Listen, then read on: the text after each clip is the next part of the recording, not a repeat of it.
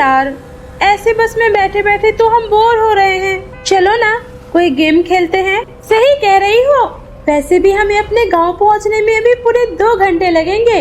Idea तो बहुत अच्छा है, लेकिन बस के अंदर हम कौन सा गेम खेलेंगे? वे लोग ये बातें कर ही रही होती है, तभी बस के सबसे पीछे वाली सीट पर बैठी एक रहस्यमयी बूढ़ी औरत धीरे धीरे उठकर उनके पास आती है। उसकी आंखें अजीब थी और चेहरे पर एक डरावना मुस्कान था। वो अपने पुराने थैले से धूल भरा एक काला डब्बा निकालती है और कहती है, बेटा, अगर तुम लोगों को सच में बस में गेम खेलना है तो ये लो, खेलो। जिसने भी ये गेम जीत लिया उसे मेरी तरफ से पूरे 1 लाख रुपए मिलेंगे। क्या सच में 1 लाख रुपए? हाँ, पूरे 1 लाख रुपए। क्या? लेकिन आप 1 लाख रुपए हमें देंगी कैसे?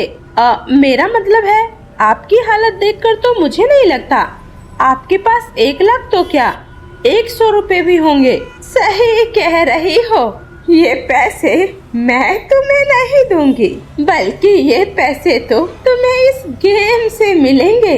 क्या? भला गेम से हमें पैसे कैसे मिल सकता है? खैर, अगर कोई हार गया तो? ये सुनकर उस बूढ़ी औरत की मुस्कान और भी डरावनी हो जाती है और वो कहती है, जो हार गया उसकी आत्मा हमेशा हमेशा के लिए इस गेम के अंदर कैद हो जाएगी। ये सुनकर बस में बैठे सभी दोस्त सन्न रह जाते हैं। क्या? ये कैसी बेकार गेम है? हम ये गेम बिल्कुल नहीं खेलने वाले हैं। आप इसे अपने पास ही रखिए और जाइए यहाँ से। अरे यार रागनी, तू भी ना, ये बूढ़ी अम्मा तो मजाक कर रही है। कोई गेम हारने से थोड़ी ना कैद हो जाता है। खेलते हैं ना, ये कुछ इंटरेस्टिंग सा यूनिक गेम है, बहुत मजा आएगा। तुम लोग मेरी बात समझने की कोशिश करो, मुझे ये सब ठीक नहीं लग रहा। जरूर ये इस बूढ़ी औरत की कोई चाल है, ये इतना आसान गेम नहीं है। ओफो रागनी, तुम भी ना, ऐसा कुछ नहीं है। हम बस के अंदर हैं और यहाँ पर और भी तो लोग हैं। यहाँ पर हमें किसी तरह का कोई खतरा नहीं है। जरा सोचो, अगर हमें सच में 1 लाख रुपए मिल गए तो कितना मजा आएगा। चलो ना, प्लीज खेलते हैं। तुम दोनों पागल हो क्या? मुझे इस औरत पर बिल्कुल भरोसा नहीं है। मुझे इसकी नीयत कुछ ठीक नहीं लग रही। बेटा, डरने वाले लोग कभी इस गेम को नहीं जीतते। अगर तुम नहीं खेलना चाहती हो तो मत खेलो, लेकिन ये दोनों खेलना चाहती है, इन्हें खेलने दो।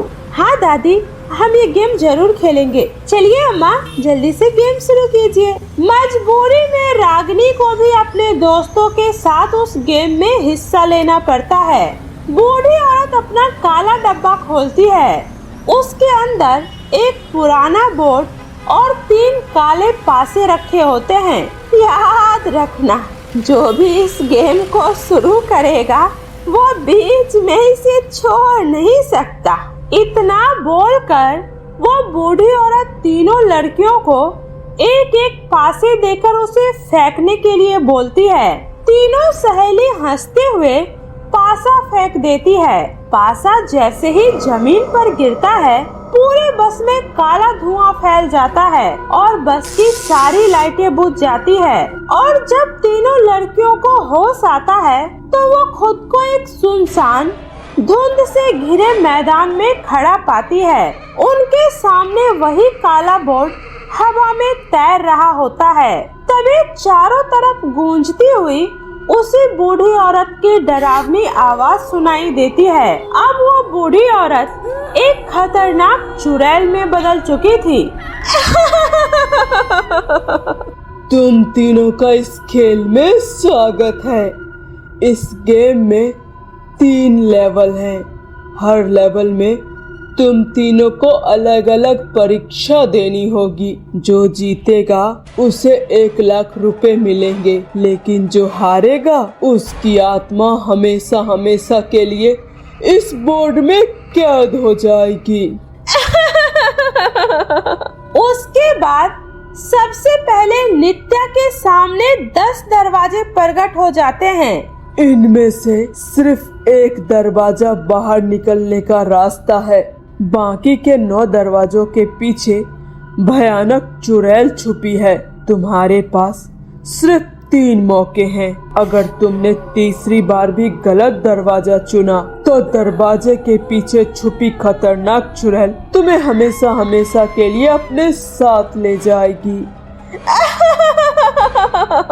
वही निराला एक लंबे पुल पे पहुंच जाती है। पुल के नीचे हजारों भूत हाथ फैलाकर खड़े थे। उसे केवल 60 सेकंड में सही क्रम से 10 पत्थरों पर कदम रखना था। अगर एक भी गलत पत्थर पर पैर रखा तो वो पुल टूट जाएगा और नीचे खड़ा भूत उसे खींच लेगा। वही तीसरी तरफ रागिनी थी, जिसके सामने गेम का तीसरा लेवल था, सच्चाई का आईना। रागिनी एक पुराने महल में पहुंच जाती है। वहाँ पर 10 आईने लगे होते हैं, लेकिन उनमें से केवल एक आईना ही असली था। बाकी के सभी आईनों में चुड़ैल कैद थी। अगर रागिनी ने गलती से भी गलत आईने को छू लिया तो उससे चुड़ैल बाहर आ जाएगी और फिर उसकी जान ले लेगी। ये सब देखकर तीनों सहेली के रोंगटे खड़े हो जाते हैं और डर के मारे उनके पसीने छूट जाते हैं। तभी उसे चुड़ैल की फिर से भयानक आवाज सुनाई देती है। याद रखना, अगर तुम तीनों में से एक भी इंसान हार गया तो बाकी दोनों भी कभी इस खेल से बाहर नहीं निकल पाओगी। अब तुम लोग गेम शुरू करो। नित्या बहुत घबरा जाती है। उसके सामने 10 दरवाजे थे। अरे अब मैं कैसे पता लगाऊं कि सही दरवाजा कौन सा है? हे भगवान, मेरी मदद करना।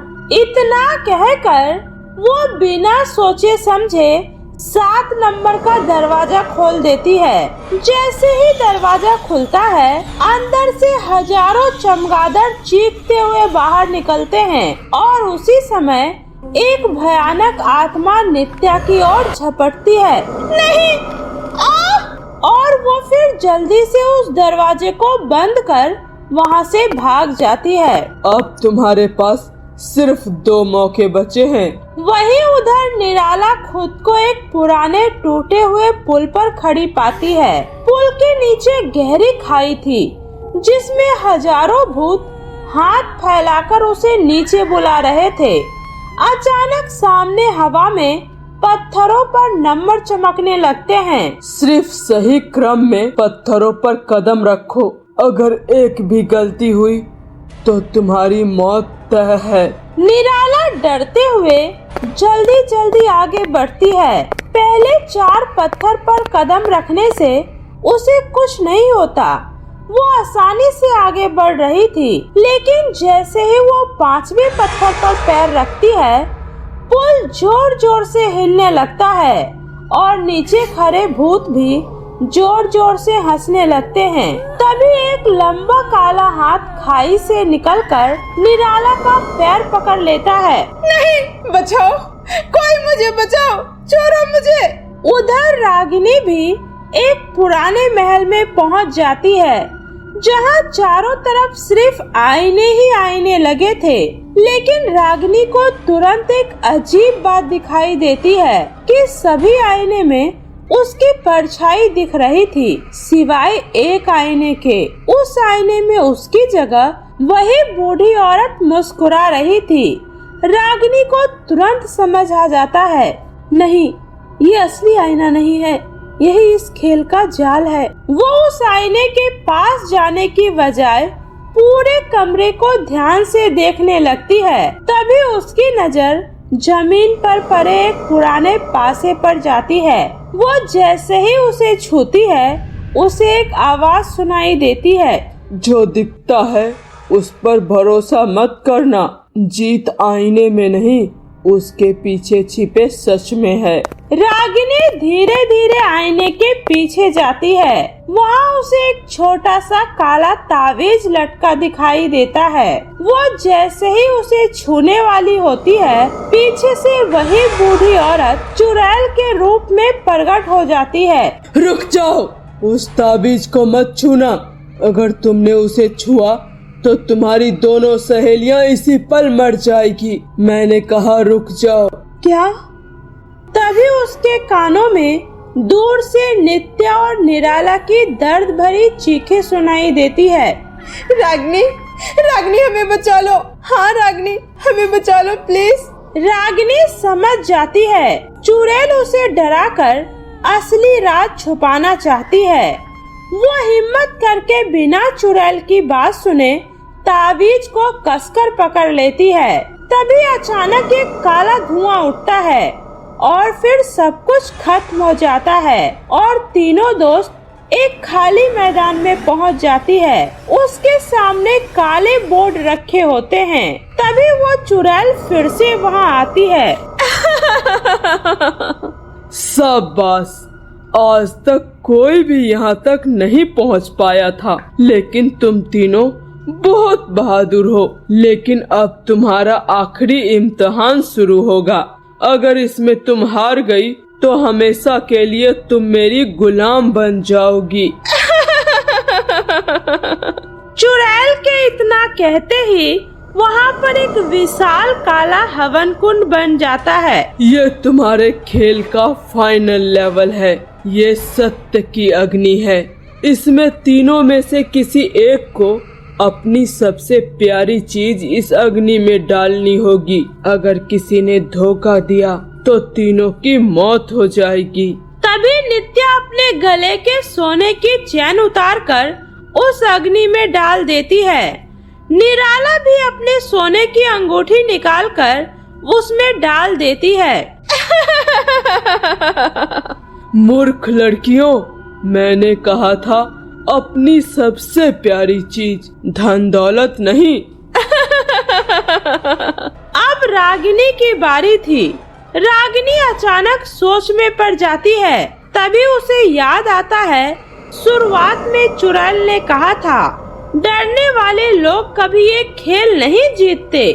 रागिनी समझ जाती है ये खेल लालच और डर की परीक्षा है। वो अपनी दोनों सहेलियों की ओर देखती है और बोलती है मेरी सबसे प्यारी चीज कोई सामान नहीं बल्कि मेरी दोस्त है। अगर इन्हें बचाने के लिए मुझे अपनी जान भी देनी पड़ी तो मैं तैयार हूँ। ये कहकर रागिनी बिना एक पल सोचे हवन कुंड में छलांग लगाने के लिए आगे बढ़ जाती है। तभी पूरा हवन कुंड तेज रोशनी से चमक उठता है और वो काला बोर्ड बीच से फटने लगता है। नहीं, ऐसा नहीं हो सकता। तुम लोग मुझे ऐसे नहीं हरा सकती हो। नहीं, ये नहीं हो सकता। तभी वहाँ पर एक परी प्रकट होती है। दुष्ट चुड़ैल, तुम्हारा खेल अब खत्म हुआ। रागिनी की अच्छाई ने तुम्हारी सारी शक्ति खत्म कर दी है। अब तुम सब आजाद हो। इतना बोलकर परी वहाँ से गायब हो जाती है। चुड़ैल का शरीर धीरे धीरे राख बनने लगता है। तुम लोगों ने ये अच्छा नहीं किया। मैं तो खत्म हो जाऊंगी, लेकिन मेरा ये खेल कभी खत्म नहीं होगा, कभी नहीं। इतना कहकर चुड़ैल राख बनकर हवा में उड़ जाती है। अगले ही पल तीनों सहेलियां अचानक वापस उसी बस के अंदर आ जाती है। बस की लाइटें फिर से जल जाती है और बस में बैठे बाकी यात्रियों को ऐसा लग रहा था जैसे कुछ हुआ ही नहीं। ये सब क्या था? ये सब एक सपना था क्या? तभी रागिनी की नजर सबसे पीछे वाली सीट पर जाती है। वहाँ वही पुराना काला डब्बा रखा होता है, लेकिन अब वो बीच से टूटा हुआ था। उसी के नीचे एक पुराना लिफाफा पड़ा था। निराला कांपते हाथों से उसे खोलती है। उसके अंदर ठीक 1 लाख रुपए रखे होते हैं। साथ में एक चिट्ठी भी होती है। लालच हार जाता है, लेकिन सच्ची दोस्ती हमेशा जीतती है। यही इस खेल का असली इनाम है।